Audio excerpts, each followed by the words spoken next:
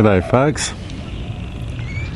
Now this isn't an Aussie bird and it doesn't rock. I thought I'd do a little bit of a clip anyway, because these birds are quite significant insofar as intrusive species goes. This is an introduced species into Australia. That's his voice, not particularly song-like. That is an Indian Mynah. And if ever a bird deserves the appellation of a flying rat, it's these guys. They're even about the same size as a rat. Their Latin name is Acridotherus tristis. The reason I remember that is because the first part of the word, acrid, which, as you know, acrid usually means like something unpleasant or a bit nasty, like acrid smoke or that sort of thing, and that's why I remember, because these guys are quite unpleasant, quite nasty. As I said, they're extremely intrusive. They outcompete native species for nesting sites. They carry parasites. They will nest in roofs and ceilings of houses and carry parasites into houses and homes. Now they were introduced into Melbourne around 1860. It was 1862. I could be wrong, but it was in 1860s anyway. They were introduced due to the misguided efforts of a group of wankers, for want of a better word, called the Acclimatisation Society.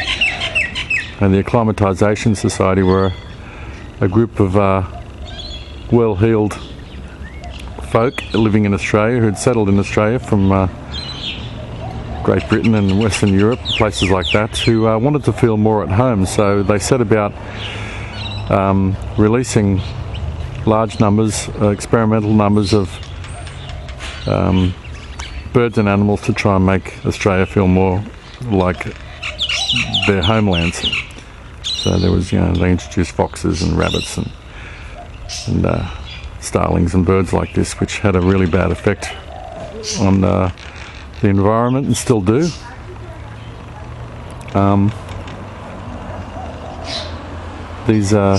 They gather in big noisy flocks in the afternoon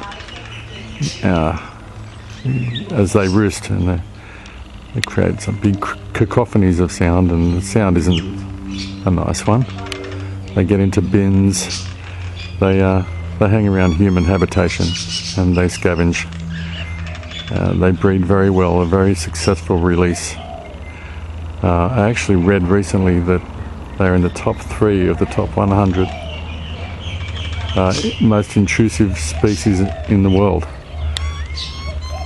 So that's something to think about. They come from India, Afghanistan, India, all down through Asia Minor, Southeast Asia. Actually, when I was, the first time I went to Thailand, I remember getting off the plane and going to get a taxi, and one of the first things I saw was a mynah bird. I remember thinking, oh shit, I can't get away from these buggers. And then I remembered that they were a native to that area, so I guess I had to ease up on them a little bit in that situation. What else can I tell you about these guys?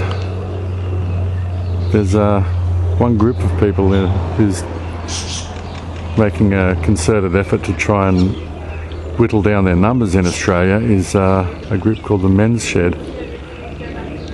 The Men's Shed, it's kind of like a blokes club, and they've one of the things they do is make traps to trap these birds. The problem with these guys is that they're, apart from being ugly, intrusive and extremely unwanted, is that they're also bloody smart. So they will develop strategies to avoid the traps, which is really annoying when your enemy is also very clever. He's just gone out of shot now, which is pretty typical. As soon as I pull the camera out, they bugger off. You can still see him up. Let me see, where is he there? You can see, so there, yeah, this is sort of a very uniform brown, dirty brown with yellow legs, yellow beak.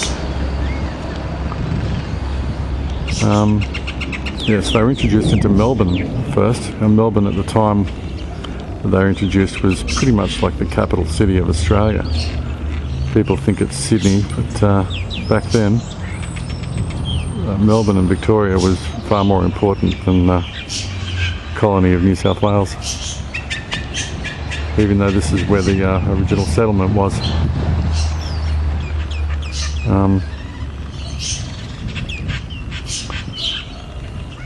Yeah, so it's the Indian Mynah. As I said, they're extremely successful all up and down the east coast of Australia. They usually hang around human habitation where they can pick things up. Oh yeah, that's what I was going to say as well. When I was in Thailand and I saw them, one of the things I noticed was that there was actually considerably fewer of them where I was than there is in suburban Sydney.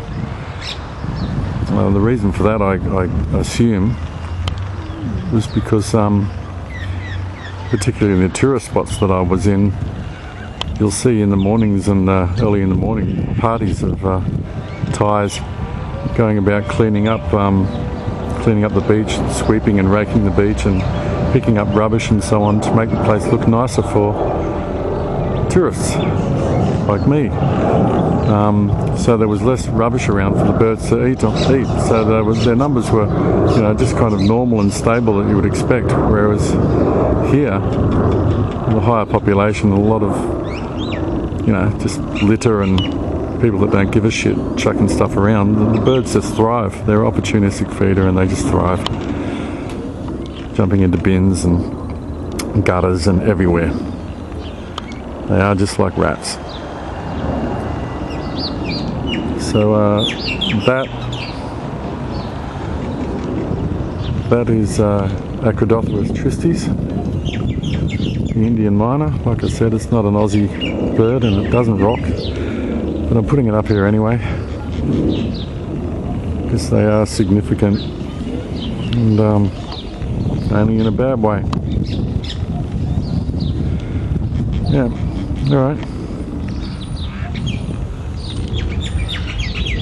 See you later.